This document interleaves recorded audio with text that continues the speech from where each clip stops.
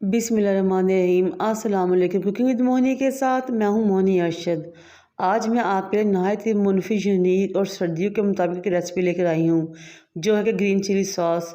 इतनी ज़बरदस्त और अमेजिंग रेसिपी है कि जब आप इसको बनाएंगे तो आप खुद हैरान रह जाएंगे कि इतनी आसानी से और बहुत ही कम लागत में आप बहुत जल्दी ही घर में ग्रीन चिली सॉस रेडी कर सकते हैं, और बाजार से कई ज़्यादा गुना अच्छी और साफ़।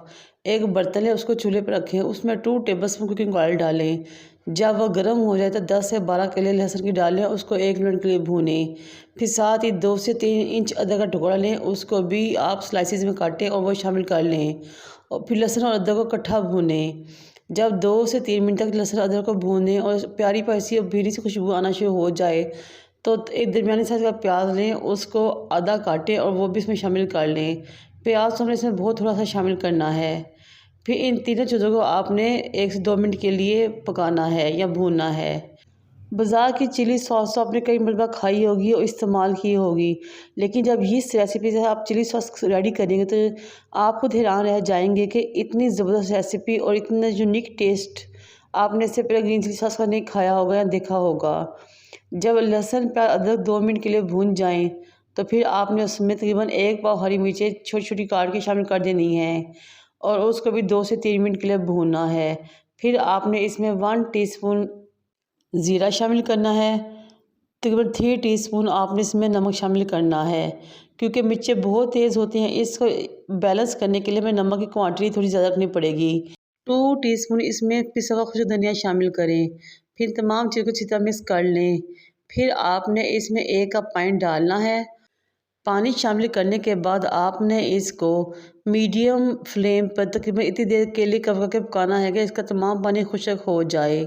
इस मौके पर अगर आपको मेरी वीडियो ज़रा सी भी अच्छी लग रही हो तो आप सबसे रिक्वेस्ट है कि मेरे चैनल को लाइक करें, शेयर करें, सब्सक्राइब करें और बेल आइकन टच करें, और मेरी वीडियोस को ज़रूर एक्सपीरियंस करें और अपने एक्सपीरियंस से मुझे कमेंट बॉक्स में आगाह करें।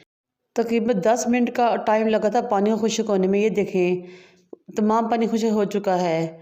अगर आप green chilli sauce, red chilli sauce या अपनी अचार चटनी मुरब्बा को एक लंबे अरसे तक महफूज रखना चाहते हैं और ख़राब होने से बचाना चाहते हैं तो आप इसमें एक चीज़ शामिल करेंगे, और वो है सोडियम बेंजोएट। आप इन मिर्चों में तकरीबन चुटकी भर सोडियम बेंजोएट शामिल करेंगे और मिक्स कर देंगे। सोडियम बेंजोएट शामिल करने से एक लंबे अरसे तक आप अपनी ग्रीन चिली सॉस को महफूज रख सकते हैं और इस्तेमाल कर सकते हैं।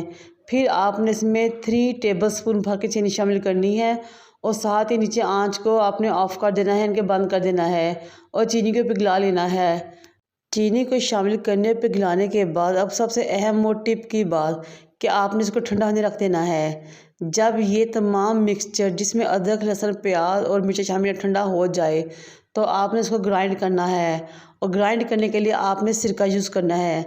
मेरा 1/4 कप सिरका लगा था इसको ग्राइंड करने में और रेडी करने में।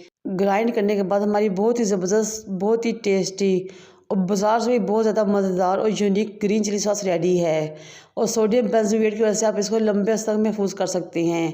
अब आप इसको किसी भी जार में डालें, लेकिन इस बात का ख्याल है कि जार बिल्कुल ड्राई हो, इसमें कोई भी पानी का कतरा ना लगा हो, और इसको एक लंबे अरसे तक महफूज कर सकते हैं, इस्तेमाल कर सकते हैं।